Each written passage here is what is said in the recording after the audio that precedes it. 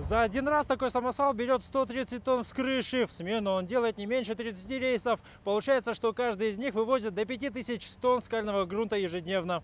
Основное сосредоточение запасов золота приходится на восточные месторождения Куранакского рудного поля. Одно из самых производительных – канавные. Только отсюда в этом году планируют извлечь около 700 килограммов металла. В планах на этот год порядка 500 тысяч тонн руды с данного месторождения на фабрику с средним содержанием 1,5 грамма на тонну. Производственные показатели постоянно растут. Например, в прошлом году было добыто 4,5 тонны золота, а в 2016-м ожидается прирост еще на 200 килограммов. Это стало возможным благодаря переоценке запасов и реализации инвестиционной программы. В настоящий момент у нас запасы в прошлом году подтвердили порядка 200 тонн золота.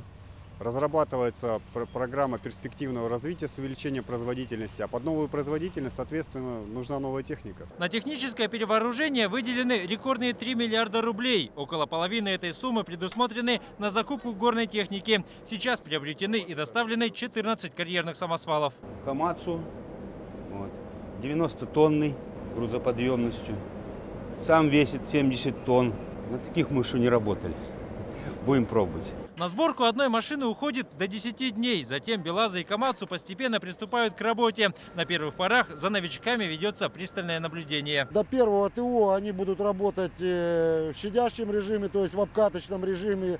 70% загрузки, потом машины сделается техобслуживание первое, и машина вступит полностью в работу. При максимальной загрузке каждый самосвал прослужит в среднем около 10 лет, говорят специалисты. За это время они успеют окупиться не один раз. Впрочем, первые положительные результаты модернизации заметны уже сейчас. Год мы начали достаточно продуктивно.